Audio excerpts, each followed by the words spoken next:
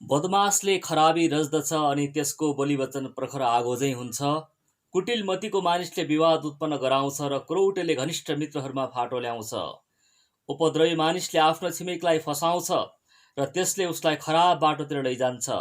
आफ्नो आँखा झिम्क्याउनेले षड्यन्त्र रचेको हुन्छ र आफ्नो ओठ लेब्राउनेको स्वभाव खराब हुन्छ। यहाँहरू सबैजनालाई फेथ मिडिया फेलोसिपको आजको बिहानको प्रसारणमा हार्दिक स्वागत अभिवादन सालोम छ। आज पनि हामी मानिसहरूले किन जालझेल छलछाम गर्छन्, तिगडमबाजी गर्छन्, धोकाबाजी गर्छन् र यसको सामना कसरी गर्ने र यस्ता मानिसहरूलाई कसरी पहिचान गर्ने, यसका लक्षण के छन्, यसकै बारेमा चर्चा गर्ने श्रृङ्खलाका आज हामी दोस्रो खण्डमा छौँ। हामीले अघिल्लो हप्ता जालझेल अथवा म्यानिपुलेसन किन पाप हो, यसलाई हामीले किन सहनु हुँदैन, यसको बारेमा हामीले चर्चा गरेका थियौँ र परमेश्वरले जालझेलको बारेमा आफ्ना छिमेकीबाट, अर्को व्यक्तिबाट अनुचित लाभ उठाउने बारेमा, अन्याय नगर्ने बारेमा अथवा अन्याय गर्ने बारेमा कस्तो कडा दण्ड बोल्नु भएको छ, आफ्नै नाम जोडिकन आज्ञा दिनुभएको छ, हामीले हेरेका थियौँ लेवीको पुस्तकबाट 25 अध्यायबाट। भने आज चाहिँ हामी हितोपदेश 16 अध्याय मैले भर्खरै पाठ गरिहालेँ। हितोपदेश 16 अध्यायको 27 देखि 30 पदसम्म यहाँ हामीले देख्दछौँ यस्ता खराबी गर्ने, दुष्ट्याइ रच्ने, जालझेल गर्ने, अरूमाथि अन्याय गर्ने मानिसको स्वभाव कस्तो हुन्छ, उनीहरूको शारीरिक लक्षण पनि कस्तो हुन्छ, अनि त्यस्तो जालझेलको असर अरू मानिसमाथि, उनीहरूको भावनात्मक, मानसिक, आत्मिक स्वास्थ्यमाथि, सम्बन्धमाथि कस्तो पर्छ, त्यो पनि हामीले यहाँ देख्न सक्छौँ। अब हामी चर्चा गर्ने क्रममा यो कुरो थाहा गर्छौँ कि अन्यायपूर्वक लाभ लिने काम, अरूलाई ठग्ने काम, घुर्काउने थर्काउने काम वास्तवमा अबाइबलीय हो, यो असत्य हो, यो जालझेल हो, यो पाप नै हो।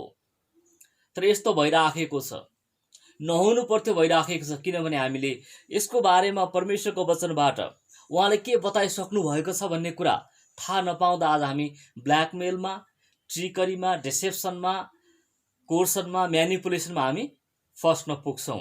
यसो नहुनु पर्ने हो, किनकि उहाँले दिनुभएको छ 25 अध्यायको 17 पदमा उहाँले भनिसक्नु भएको छ, तिमीहरूले एकअर्काबाट फाइदा नउठाउनु, तर तिमीहरूले आफ्ना परमेश्वरको भय मान्नु, किनभने म परमप्रभु तिमीहरूका परमेश्वर हुँ।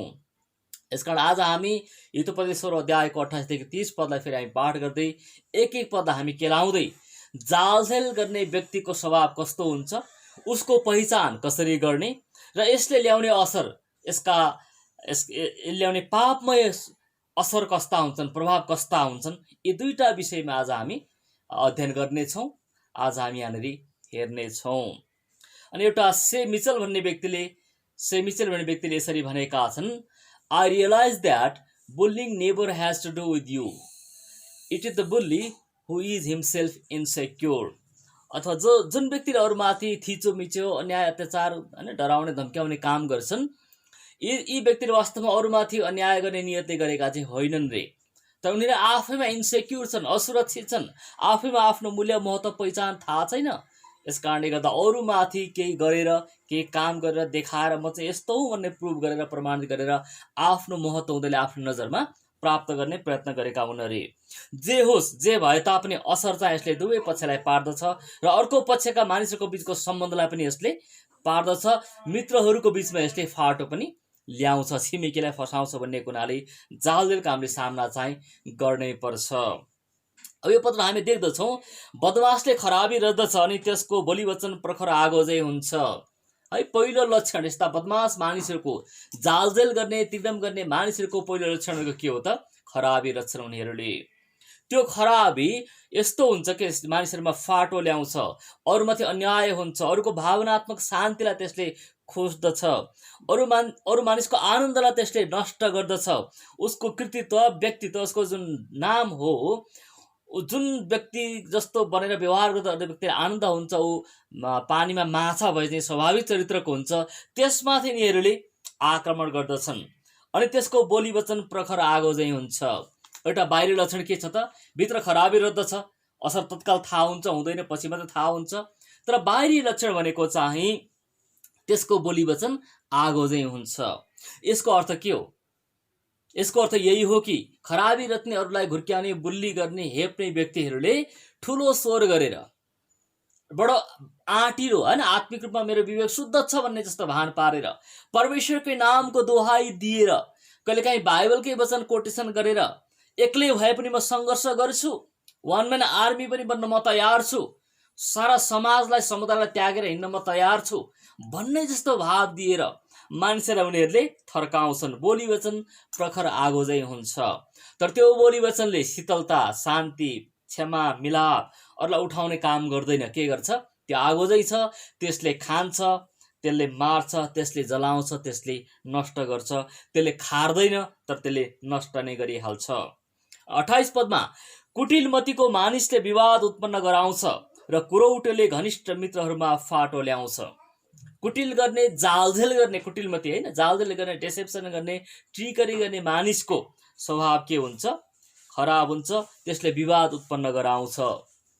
मानिसको माझमा त्यसले झगडा, झगडा, मिलापलाई नष्ट गर्ने काम यो काम गर्दछ। अनि कुराहरू, धेरै कुरा सुन्ने, सुनाउने, होइन, कुरौटेले यस्ता व्यक्तिले चाहिँ घनिष्ठ मित्रहरूमा फाटो ल्याउँछ। समझदारी भएका, माया प्रेम, आपसी सरसल्लाह, समझदारीमा बसेका मानिसहरूका बीचमा, होइन, मित्रहरूको माझ पनि यसले फाटो ल्याउँछ।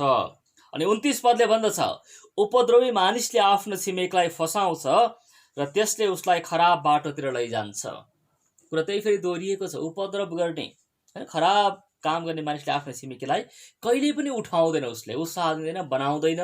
उसले पाएको अधिकार, अख्तियार, ज्ञान, बुद्धि, होइन, जुन छ अथवा शक्ति सामर्थ्य छ, उसको दिमाग जुन चल्दछ, त्यसले उसले मानिसहरूलाई फसाउने काम मात्रै गर्छ र छिमेकीलाई खराब बाटोतिर, है, पाप कर्ममा डुब्ने बाटोमा उसले डोर्याउँछ, उसलाई फसाउँछ। अनि आफ्नो आँखा झिम्क्याउनेले षड्यन्त्र रचेको हुन्छ, आफ्नो ओठ लेब्राउनेको स्वभाव खराब हुन्छ। अब हामी यहाँ दुईवटा चिन्ह यो 30 पदमा हामी प्राप्त गर्दछौँ। हितोपदेश 16 अध्यायको 30 पदमा कि आफ्नो आँखा झिम्क्याउने, हेर्नुहोस् है त, अब एउटा कुटिलमतीको अथवा खराबी गर्ने, झै झगडा गराउने, जालझेल गर्ने व्यक्तिको चरित्र के रहेछ, स्वभाव के रहेछ? बाहिर हेर्दाखेरि आँखा झिम्क्याउने। खास गरी जब हामी दुईवटा व्यक्ति कुरा गर्दैछौँ भने, तेस्रो व्यक्ति कुरा गर्दैछौँ भने एउटा व्यक्तिलाई बाहिर राखेर दुईजना खुसुक्क, होइन, आँखा झिम्क्याएर कुराकानी गर्ने, हुन्छ हुन्न, यसलाई फसाउँ, यस्तो प्रकारको कुराकानी गर्ने। अनि अर्को भनेको चाहिँ ओठ लेब्र्याउने। अब ओठ लेब्र्याउने के हो? एक प्रकारको सुपरसिलियस अथवा अरूको कुरा के विश्वास गर्ने, तिमी के हो र तिम्रो के मूल्य महत्त्व छ र, होइन, कसैलाई अभिवादन गर्यो भने पनि उता फर्किँदैन, होइन, टाउको बङ्ग्याउने, ऊ माथि आकाशतिर मात्रै हेरिबस्ने, सिलिङतिर हेरिबस्ने, सिधा आँखा नजुदाउने, होइन, एकअर्कालाई सिधा नहेर्ने, कुराकानी नगर्ने, अरूको कुरामा के महत्त्व छ र, यो तरिकाले अरूलाई हियाउने, खिसीटुरी गर्ने, एउटा डेराइडिङ, एउटा मकिङ एटिट्युड, यी दुईवटा कुराले ओठ लेब्राउने र आँखा झिम्क्याउने। हेर्नुहोस् है त, वास्तवमा दुष्टमतीका, जालझेल गर्ने व्यक्तिलाई चिन्न त्यति गाह्रो रहेछ। यहाँ 3टा 4टा त्यहाँ लक्षणै दिएका छन्, हेर्नु होला। उनीहरूले जालझेलभित्र के छ हामी नजानौँला, तर ठुलो स्वर गरेर, होइन, आगो चाहिँ बोलीले थर्काउने काम गर्छ भने, त्यसै गरी ओठ लेब्र्याउँछ, अरूको कुरो पत्याउँदैन, अरूलाई हियाउने तरिकाले व्यवहार गर्छ भने, आँखा झिम्क्याउँछ, ढाड पछाडि ढाड अगाडि पनि केही, होइन, फसाउने काम गर्छ भने, यी व्यक्तिमा कुटिलमती छ, यी दुष्टमतीका हुन्, यी जालझेल गर्ने व्यक्तिहरू हुन्, हामी थाहा गर्न सक्छौँ।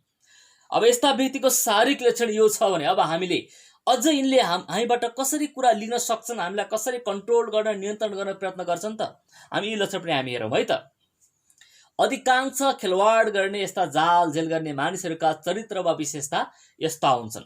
1 मा तिनीहरूले तपाईँको कमजोरी पत्ता लगाउँछन्। पहिलो कुरा, आउँछन्, कुरा सुन्छन्, तपाईँलाई सुनाउँछन्, अनि अलिकति समवेदना अथवा के भन्छ संवेदना, अलिकति सहानुभूति जनायस्त गर्छन्, तपाईँको सबै कुरा उनीहरूले दोहोन्छन्। त्यसपछि तपाईँको कमजोरी थाहा पाएपछि तिनीहरूले तिनलाई तपाईँकै विरुद्धमा पछि गइकन तपाईँका छिमेकीसँग, मित्रसँग, तपाईँको ढाड पछाडि अनुपस्थितिमा, तपाईँका परिवारसँग उनीहरूले ती कुरा प्रयोग गरेर, उहाँ त यस्तै हो, अविश्वसनीय हो, होइन, दुष्टै हो, खराब हो, लोभी हो, पापी हो, अथवा यस्तै तरिकाले मानिसलाई तपाईँको विरुद्धमा यी कुरा लगेर भड्काउँछन्। अनि धुर्त जालझेल रचेर विभिन्न प्रकारका बहानाबाजी गरेर आफ्नो कुरा चाहिँ नबताएर तपाईँको कुरा सबै कुरा लिएर उनीहरूले तपाईँले आफ्नो हक, हित, अधिकार, स्वतन्त्रता, इज्जत, मान, प्रतिष्ठा, सम्मान, अस्तित्व, व्यक्तित्व, तपाईँको व्यक्तित्वको अभिन्न जुन चरित्र गुणहरू छ, ती कुरालाई त्याग्न, ती कुरामा सम्झौता गर्न तपाईँलाई बाध्य बनाएर तपाईँलाई एउटा व्यक्ति, एउटा ह्युमन पर्सन होइन, पर्सनहुड भएको, पर्सनालिटी भएको, एउटा जिम्मेवारी भएको, एउटा नेतृत्वदायी भूमिका गर्न सक्ने व्यक्ति हो भने त्यो जिम्मेवारीबाट पनि तपाईँलाई विमुख गरेर घरको न घाटको एउटा वस्तु जस्तो, एउटा थोक जस्तो, एउटा स्टफको रूपमा तपाईँलाई प्रयोग गर्छन्, चलाउँछन्, खेलाउँछन्। यो कुरा हामीले बुझ्नुपर्छ। त्यसै गरी यस्ता व्यक्तिहरूले जहिले पनि केही कामको जिम्मेवारी दियो भने, लियो भने अरूलाई सोधे जस्तो गर्छन्, उताबाट सहमति प्राप्त गरे जस्तो गर्छन्, अनि काम बिग्रियो भने उहाँलाई पनि सोधेको थिएँ, उहाँले पनि भन्नुभएको थियो, उहाँलाई सोध्नुहोस्, अरूमाथि दोष पर्छन्। तर कामको जस लिनुपर्ने बेला आयो भने चाहिँ अगाडि गएर के भन्छन् उनीहरूले, अगाडि नै मैले गरेको, हामीले गरेको, अथवा हामीले किन भन्थ्यो उनीहरूले मैले गरेको भनेर यसको जस चाहिँ उनीहरूले लिइहाल्छन्। यसको क्लासिकल इक्जाम्पल हामीले अघिल्लो हप्ता चर्चा गरिसकेका छौँ। पहिलो मानव पुस्ता, पहिलो मानव जोडी आदम र हब्बा पनि हुन् है त। जब त्यहाँ केही काम बिग्रियो, आदमले हब्बालाई, अनि हब्बाले चाहिँ सर्पलाई अथवा शैतानलाई जिम्मेवारी पन्छाए, हामी त्यहाँ देख्दछौँ। यो सामान्यतया यस प्रकारको जालझेलका कुरा हुन्छन् भने अब एउटा आत्मिक समुदाय, आध्यात्मिक समुदाय, धर्म कर्म अथवा ईश्वर परमेश्वरमाथि भरोसा राख्ने समुदायभित्र पनि त्यहाँ पनि यस्ता प्रकारका जालझेल, अन्याय, अत्याचार हुन सम्भव छ। हामीले कति कथित बाबाहरूले, सन्यासीहरूले होइन, पुस्तौँ पुस्तासम्म कुनै परिवारहरूलाई शोषणहरू गरेको, यौन शोषण गरेको, उनीहरूलाई ठगिराखेको, किनकि प्रश्न गर्ने, त्यो वैज्ञानिक तरिकाले जाँचबुझ गर्ने उनीहरूले अवसर नै दिँदैनन्। त्यो एउटा पर्सनालिटी कल्ट उनीहरूले डेभलप गरिसकेको हुन्छ। ओहो, ऊ त लिडर हो, पास्टर हो, अगुवा हो, बाबा हो, जोगी हो होइन, उसलाई हामीले शङ्का गर्नु, प्रश्न गर्नु हुँदैन। सायद उसँग ईश्वर परमेश्वर बोल्नु भएकै होला, उसले जे भन्छ त्यो कुरा सही हो। यो तरिकाले उनीहरूले मानिसहरूलाई ब्ल्याकमेल गरिराखेका हुन्छन्। अनि यस्ता व्यक्तिहरूले आफ्नो भनाइलाई सत्यताको कसीमा, पवित्र धर्मशास्त्रको कसीमा जाँच्न दिँदैनन्। तर उनीहरूले के गर्छन्, आफ्नो दाबी, सपना, अगमबाणी, भविष्यवाणी, भनाइ, दर्शन, आफूले पाएका भित्र होइन एउटा इन्ट्युटिभ ज्ञान भनौँ, उनीहरूले परमेश्वरबाट आएको हो अथवा उहाँको वचन हो भने चाहिँ प्रयोग गर्दछन्। दस सेज द लर्ड भने चाहिँ परमेश्वरले मलाई भन्नुभयो भन्ने तरिकाले प्रयोग गर्छन्। अनि दोस्रो पत्रुस 3:16 भने चाहिँ यिनीहरूले आफ्नै विनाशको निम्ति धर्मशास्त्रलाई बङ्ग्याउँछन् पनि। They twist scripture to their own destruction, as it says in 2 Peter 3:16। They twist scripture to their own destruction, आफैले जानी बुझी बङ्ग्याएर क्षणिक लाभको लागि काम गर्छन्, पछि आफ्नै विनाश उनीहरूले ल्याउँछन्। अनि खास गरी हामी देख्छौँ चर्चकै सन्दर्भमा कुरा गर्दा कतिपय लोभी पापी पास्ट अगुवाहरूले जो परमेश्वरको प्रावधानमा विश्वास छैन, अनि उहाँको राज्यमा लगानी गर्न मानिसहरूलाई बुझाएरै पनि सकिन्छ भन्ने कुरामा पनि त्यो टिचिङ प्रिचिङको पनि दान प्रदान विश्वास पनि छैन। उनीहरूले के गर्छन्, आए दिन र गए दिन हरेक हप्ता के भन्छन् उनीहरूले, धेरै भेटी दशांश प्राप्त होस् भन्नको खातिर, सङ्कलन गर्नको खातिर मलाकी 3 अध्यायको 10 पदलाई उनीहरूले उपयोग गर्छन्, दुरुपयोग गर्छन्, सन्दर्भभन्दा बाहिर कुनै पनि बेलामा गलत अर्थ लगाएर प्रयोग गर्छन्। अनि त्यसै गरी आफ्नो समुदायमाथि, बगालमाथि, विश्वासीहरूको समुदायमाथि, भक्तजनहरूमाथि अधिकार जमाउन, शासन गर्न रोमी 13 अध्याय जो चाहिँ शासक प्रशासनको अधीनमा बस्छ, तिर्नुपर्नेलाई आदर सम्मान कर इज्जत के छ तिर, त्यो कुरा प्रयोग गर्छन्। यो कुरा बिर्सेर कि जुन कुरा सिजरका हुन् सिजरलाई देऊ, जुन कुरा परमेश्वरका हुन् परमेश्वरलाई देऊ, यो कुरा बिर्सेर म नै सिजर र परमेश्वर दुवै हुँ भन्ने तरिकाले आफ्नो अधीनमा मात्रै बस्नुपर्ने यो तरिकाले वचनहरूलाई बङ्ग्याउँछन्, बङ्ग्याएर व्याख्या गर्छन्। They distort scripture to their own eternal damnation and destruction. तर उनीहरूले आफ्नो जिम्मेवारी वास्ता गर्नुपर्ने, बगालको भक्तजनको समुदायको वास्ता गर्नुपर्ने जिम्मेवारी पहिलो पत्रुस 5:1-4 दिएको जुन जिम्मेवारी छ कि मूल गोठालाको आगमन नभएसम्म उपगोठालाको रूपमा, उहाँका दास सेवकको रूपमा जुन मानिसहरूको आत्माको हितको जिम्मेवारी लिनुपर्ने हो, त्यो पद उनीहरूले हतपत पाठ गर्दैनन्। अनि अत्याचार नगर्ने, अनुचित लाभ नउठाउने त्यस्ता पद उनीहरूले पाठ गर्दैनन्। त्यसै गरी इजेकियल 34 अध्यायको 1-10 पनि हामी देख्छौँ परमेश्वरले गुनासो गर्नुभएको छ, यी गोठालाहरू मेरा गोठालाहरू अल्छे भएका छन्, भाते भतुवा भएका छन्, होइन, उँघ्छन्, सुत्छन् तर काम गर्दैनन्, अनि भेडाहरूलाई मारेर मात्रै खान्छन् तर उपचार गर्दैनन्। यस्ता पद पनि उनीहरूले पाठ गर्न चाहँदैनन्। नर्मल एउटा भनौँ सामान्य भक्तजन पनि, सामान्य विश्वास समुदाय, इसाई समुदाय पनि कहिलेकाहीँ यो पासोमा पर्ने गरेका छन्। उनीहरूले के प्रयोग गर्छन्, उनीहरूले they use Christianese, they use spiritual biblical seemingly Christian language to show off themselves as spiritual है त। उनीहरूले आफूलाई आत्मिक रूपमा देखाउनुको निम्ति कतिको धर्मशास्त्र बुझे नबुझे तापनि, त्यो लगानी गर्न सक्षम भए वा नभए तापनि, त्यसको निम्ति आफू योग्य भए वा नभए तापनि, समय निकालसम्म भए वा नभए तापनि आफ्नो औकातभन्दा बढी नै म लगानी दान वरदान परमेश्वरको राज्यमा लगानी गर्छु, बलिदान गर्छु भन्ने देखाउनेको निम्ति उनीहरूले आत्मिक भाषा प्रयोग गर्छन्। अनि आफूमा भएका आत्मिक कमी कमजोरीलाई उनीहरूले ढाके जस्तो गरेर परिपक्व जस्तो पनि देखा पर्छन्। तर एक दिन मौका पाउँदा, समय पाउँदा अति भएपछि खति हुन्छ भने चाहिँ त्यो जब त्यो सबै कुराहरू जम्मा हुँदै हुँदै जान्छ, त्यो प्रेसर दबाब बढ्दै जान्छ, ती व्यक्तिबाट यो कुरा एक दिन आउँछ, मलाई के लाभ हो र, म अब पछि लाग्दिनँ, म अब झोला समाएर हिँड्दिनँ। यस्ता भाषाहरू म आफैले पनि कति मित्रबाट सुनेको छु। किनकि उनले सही समयमा सही रूपमा मानिसलाई दिनुपर्ने जति आदर सम्मान हो र जुन आराधना परमेश्वरलाई दिनुपर्ने हो र आत्मिक भाषा बोल्दा बोल्दै दासै बन्नुपर्ने जरुरी होइन, त्यो काम नगरेको हुनाले यो कुरा कति अवस्था मलाई पनि लागू भइसकेका हुनाले यो कुरा म तपाईँलाई बताउन सक्छु। यो मेरो आफ्नो अनुभव पनि छ, कति अरू व्यक्तिको कुरा पनि मैले देखेको छु, मलाई पनि यो कुरा फिलिङ कति अवस्थामा भएको कुरा हो। यसका तपाईँलाई कसैले चलाइराखेको छ, खेलाइराखेको छ, खेलवाड गरिराखेको छ कि छैन भन्ने कुरा थाहा पाउनका निम्ति यी अगाडि हामीले हेरेका मानिसका चरित्रका होइन शारीरिक गुणहरू, स्वभावहरू, बोली वचन व्यवहार, आँखा, ओठ, जिब्रो, यस्ता होइन झिम्क्याउने गुर्क्याउने कुराहरू, अनि आत्मिक भाषा मात्रै प्रयोग गर्ने कुराहरू, अनि परमेश्वरको वचनबाट जहिले पनि एक अर्थमा मात्रै भङ्ग्याएर सन्दर्भ विहीन रूपमा एकै प्रकारको वचन लिइरहने कुराहरू, यी पनि हामीले हेरिरहनुपर्छ। अनि अर्को कुरा चाहिँ तपाईँ, यो चाहिँ तपाईँलाई मात्रै है हो, ठिक छ कति कुराहरू गोप्य हुन्छन्, तर यो चाहिँ तपाईँलाई मात्रै भनेको भन्दै हरेकसँग त्यो तरिकाले व्यवहार गर्ने व्यक्ति पनि खतरनाक हुन्छ होइन। कति कुराहरू खोजेर निकाल्नुमा राजाहरूको महिमा हुन्छ, कति कुरा गोप्य राख्नुमा परमेश्वरको महिमा छ। यो कुरा हामी सन्तुलन बुझ्नुपर्छ। तर हरेक केसमा हरेक परिवारसँग जब कोही व्यक्तिले खुसुक्क कानै खुसी गर्छ भने त्यहाँ पनि तपाईँलाई तपाईँको विरुद्धमा, छिमेकीको विरुद्धमा, घनिष्ठ पारिवारिक सम्बन्धमा केही फाटो ल्याउने काम, छिमेकीलाई छिमेकीको विरुद्ध उकास्ने काम भएको हुन सम्भव छ।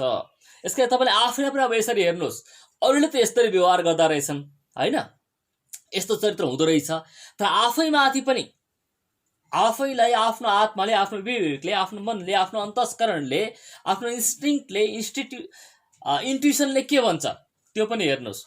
के कुनै व्यक्तिले केही प्रस्ताव ल्याउँदा, केही काम गरौँ भन्दा उसको कुरा सुन्दा तपाईँलाई त्यो कुरा अनैतिक अथवा अनादरणीय, अनुचित लाग्छ, तपाईँलाई अप्ठ्यारो लाग्छ? यदि लाग्छ भने go with your instinct, trust your instinct है त।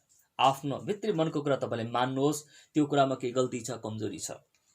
अनि के कुनै कदम चाल्दा, केही निर्णय लिँदा, तपाईँले केही कुरा घोषणा गर्दा, बताउँदा अन्तिममा त्यसको जस र अबजस तपाईँले नै लिनुपर्छ, पाउनुहुन्छ भने ठिक छ। अथवा अर्को व्यक्तिले भनेकोले मैले गरेँ, उसले पाउँछ, लिन्छ जिम्मेवारी, त्यो पनि ठिकै छ। तर अबजस चाहिँ तपाईँ अगाडि देखिने, तपाईँले पाउने, तर जस चाहिँ अर्कैले पाउने। जहिले यस्तो हुन्छ भने त्यहाँ पनि त्यो व्यक्तिले तपाईँलाई चलाइराखेको हुन सम्भव छ। यो पनि तपाईँले विचार गर्नुहोस्। कुनै व्यक्तिले केही कुरा बोल्यो, केही प्रतिज्ञा गर्यो, वचन दियो, बोलिदियो, केही कुरा बोल्यो, गरौँ भन्यो आज, भोलिको दिन मैले त्यो कुरा फेरि केही कारण, सन्दर्भ अथवा क्ल्यारिफिकेसन, स्पष्टीकरण नदिकन त्यसलाई फेर्छ, उसले बदल्छ, अङ्क होइन, मिति, वचन, उसले कुरा फेरबदल गर्छ भने त्यहाँ पनि उसले तपाईँको स्मरण शक्तिलाई कमजोर ठानेर अथवा तपाईँ विरोध गर्नुहुन्न, फेरि प्रश्न गर्नुहुन्न भने तपाईँको व्यक्तित्वलाई कमजोर आँकेर उसले तपाईँलाई चलाइराखेको हुनसक्छ। उसको त्यहाँ बदनियत त्यहाँनिर देखिन्छ। यो पनि हामी विचार गरौँ। कि कुनै व्यक्तिले सुरुमा आएर चाहिँ केही काम सुरु गरिहालौँ होइन, एउटा स्वयंसेवा गरौँ, भोलिन्टियर काम गरौँ भनेर भन्छ, तर काम हुँदै बिस्तारै गए पछाडि उसले अब यहाँ कसैको लगानी छैन, केही छैन, म त एक्लै कति शहीद बन्ने, बलिदान गर्ने यदि भन्छ बिच बाटोमा भने त्यहाँ पनि उसले तपाईँबाट केही लाभ लिन खोजिराखेको त्यहाँ हुन सम्भव छ। यस्ता कुराहरूले गर्दा मानिसलाई खेलवाड गर्ने, भावनात्मक खेलवाड गर्ने कुराले गर्दा दुवै पक्षलाई, खेलवाड गर्ने व्यक्तिलाई पनि उसमाथि ईश्वरीय परमेश्वरीय दण्ड त आइ नै पर्छ। उसले गलत गरे, कानुनी काममा फसान खोजेको हो भने त्यसको दण्ड छ। सामाजिक पारिवारिक रूपमा पनि उसलाई अरू मानिसहरूले चिनेपछि उसलाई होइन इन्कार गर्ने कुरा छँदैछन्। तर त्यो सहने व्यक्तिलाई पनि, तपाईँ हामीलाई पनि, सोझो साझोलाई पनि यसको असर चाहिँ पर्छ। यसले गर्दा हामीले होस गर्नुपर्छ, किनभने कति कुरा भार बोझहरू अन्य अत्याचारहरू सही र बसिरहँदा पनि त्यसले हामीलाई मानसिक दबाब दिन्छ। अनि टम हिडलस्टन भन्ने व्यक्तिले पनि यसरी भनेका रहेछन्, when people don't like themselves very much, they have to make up for it. The classic bully was actually a victim first. उसले यही कुरा भनेका छ, कति मानिसले वास्तवमा आफैलाई आफ्ना क्षतिपूर्ति होइन कमी कमजोरीलाई ढाकछोप गर्न यी कुराहरू गरेका हुन्छन्। अनि गुड न्युज ट्रान्सलेसनले प्रोभर्ब 6:3 लाई हितोपदेश 16:3 यसरी भनेको रहेछ, watch out for who grin and wink at you, they have thought of something evil. कसैले तपाईँको मुसुक्क मुस्काउँछन्, आँखा झिम्काउँछन् भने ती व्यक्तिको बारेमा होस गर्नुहोस्, उनीहरूले तपाईँको विरुद्धमा केही खराबी रचेका हुन सम्भव छ। अनि यसरी डराउने थर्काउने मानिसहरूको प्रसङ्ग हामी नेहेमिया 4 अध्यायमा देख्दछौँ। यहाँनिर तिमीले के काम गर्न सक्छौ र तिमीले गरेका कामहरू त स्यालले टेके पनि त्यो पर्खाल भत्किहाल्छ, मानिसहरू आएर तिमीलाई मार्नेछन्, अब तिमीले षड्यन्त्र गर्यो, विद्रोह गर्यो, राजद्रोह गर्यो, म राजाको विरुद्धमा काम गर्यो भने म रिपोर्ट लानेछु। यस्ता भन्दा मानिसहरूले त्यहाँ गलाउने थकाउने काम गरेका छन्। यी पनि म्यानिपुलेसन गर्ने, धम्की दिने मानिसका, दुर्व्यवहार गर्ने मानिसका लक्षणहरू हुन्। यसकारण म्यानिपुलेसनको अब हामीले थाहा गर्यौँ दुर्व्यवहार गर्नेहरूलाई चलाउने व्यक्तिका लक्षण के हुन्, उनले कस्तो व्यवहार गर्छन्, कसरी बाइबलका पदलाई दुरुपयोग गर्छन्, आत्मिक भाषा प्रयोग गरेर अरूलाई खेलाउँछन्, खेलवाड गर्छन्। त यसको असर के हो पनि हामी हेरिहालौँ आजको वचन अन्त्य गर्न अगाडि। यसले मानसिक र शारीरिक थकान बढाउँछ। उसले के भन्ने हो, अब के प्रस्ताव ल्याउने हो, म इन्कार गर्न सक्दिनँ, बा मलाई फसाउने पो हो कि, सधैँ being on the alert, anxious in the face of nothing, होइन, खास के कुरो थाहा पनि छैन, जिम्मेवारी पनि छैन, तर चिन्ता भने भइरहेको छ। यो कुरा गलत हो। यसले मानसिक र शारीरिक थकान बढाउँछ। यसले उदासीनता, निराशा, फिक्री बढाउँछ वा जन्माउँछ। अर्को दबाब यसले बढाउँछ। अनि कुनै पनि व्यक्तिको यस्ता कुराहरूले मानिसको हातमा खेलवाड गर्ने साधन बन्नाले उसको आत्मविश्वास, है, आत्मसम्मान, उसको आत्मचरित्र, के भनौँ यो आत्मबल कमजोर भएर जान्छ। त्यो व्यक्ति कमजोर भएर जान्छ र अन्त्यमा आफ्नै क्षमतामाथि, आफैमाथि, आफ्नो व्यक्तित्व, कृतित्व, अस्तित्वमाथि उसलाई के हुन्छ, शङ्का उत्पन्न हुन सक्छ। यस्तो व्यक्ति डिप्रेसन र मानसिक समस्यामा जान सक्छ। यसकारण वास्तविकतालाई सही रूपमा बुझ्न पनि मानिस असफल बन्छ। अन्तिममा गएर सबैतिर उसले प्यारानोइया महसुस गर्छ। He or she feels paranoid, people are trying to oppress me, kill me, persecute me, they are pursuing me, they feel that way. उनीहरूले आफूलाई सबैतिरबाट चलाएको, खेलाएको, अन्याय अत्याचार गरिएको महसुस गर्न सुरु गर्छन्। एउटा हेल्थी सम्बन्धमा, रिलेसनसिपमा, ट्रस्टमा, फेलोसिपमा, विश्वासमा रहनु उनीहरूलाई गाह्रो हुन्छ। यो प्रकारको त्यो प्यारानोइया अथवा कसैबाट प्रताडित भइरहेको जस्तो आफूलाई मनोरोग मानिसमा लाग्न सक्छ। यसरी कमजोरी, असहायपन, दबाव, मानसिक चिन्ता, फिक्री, आफ्नो क्षमतामाथिको शङ्का, यी सबै कुराले मानिस एउटा लज्जाको भाव, असहायपन जन्माउँछ। अन्त्यमा त्यो व्यक्ति झर्को फर्को गर्ने, क्रोध गर्ने, रिसाउने, असन्तुलित बन्ने यस्ता कुराहरू हुन पुग्दछ। यसकारण हामीले यस्तो म्यानिपुलेसन गर्ने, जालझाल गर्ने व्यक्तिहरूको सामना गर्नुपर्छ। यसको बारेमा हामी अर्को हप्ता चर्चा गर्नेछौँ, किनभने आज हामीसँग धेरै समय अब छैन। यसकारण हामीले अघिल्लो हप्ता यसको श्रृङ्खला 3टा अथवा 4 खण्ड हुनेछ हामीले देखिसकेका छौँ। अघिल्लो हप्ता हामीले चर्चा गऱ्यौँ जालझेल, अनुचित फाइदा लिनु, म्यानिपुलेसन गर्नु किन र कसरी पाप हो, परमेश्वरले यसलाई मन पराउनुहुन्न, यसबाट हामीले बच्नुपर्छ भन्ने कुरा अब हामी अर्को हप्ता सिक्नेछौँ। कसरी बत्ने हामी अर्को हप्ता सिक्नेछौँ। भने आज त हामीले जालझेल गर्ने व्यक्तिको स्वभाव चरित्र कस्ता हुन्छन्, कसरी थाहा पाउने, उनीहरूले कसरी पवित्र शास्त्रलाई दुरुपयोग गर्दछन् र यसको असर हामीमाथि कस्तो पर्छ, त्यो हामीले थाहा गरिसकेका छौँ। जाँदा यहाँलाई म यति भन्न चाहन्छु, always trust your family and trust your instinct, है त। परमेश्वर र उहाँको पवित्र शास्त्रभन्दा बाहेक र असल वास्तवमै असल शास्त्र, असल तरिकाले प्रकाश पार्ने शिक्षकहरूभन्दा बाहेक अरू व्यक्तिहरूमाथि धेरै भर परिहाल्नुभन्दा अगाडि केही कुरा गलत छ जस्तो लाग्यो भने just go on and trust your instinct. More often than not your instinct will be for you, they will be guiding you and providing you and protecting you. Yes, trust your instinct. यही वचनको साथ आजको मेरो वचनको सेयरिङको खण्ड यही अन्त्य गर्न चाहन्छु। सुरक्षित रहनुहोला, शान्तिमा रहनुहोला, परमेश्वरपूर्ण भरोसामा रहनुहोला र मानिसहरूबाट कतै मलाई अथवा आफूले पनि अरूलाई खेलाइराखेको, चलाइराखेको त छैन। यी लक्षणहरू के रहेछन् त यो हप्ता तपाईँले टिपोट गर्दै ध्यान दिँदै अवलोकन गर्दै जिउनु होला। फेरि हामीहरूको साथमा भेट्नेछौँ र सिक्दै बढ्दै अगाडि बढ्नेछौँ। अनि यदि तपाईँले फेथ मिडिया फेलोसिप च्यानललाई सब्सक्राइब गर्नुभएको छैन भने सब्सक्राइब गरिदिनु होला, सेयर कमेन्ट पनि गर्नुहोला। हस् त यहाँलाई धेरै धेरै धन्यवाद। Salom and Shanti. Thank you.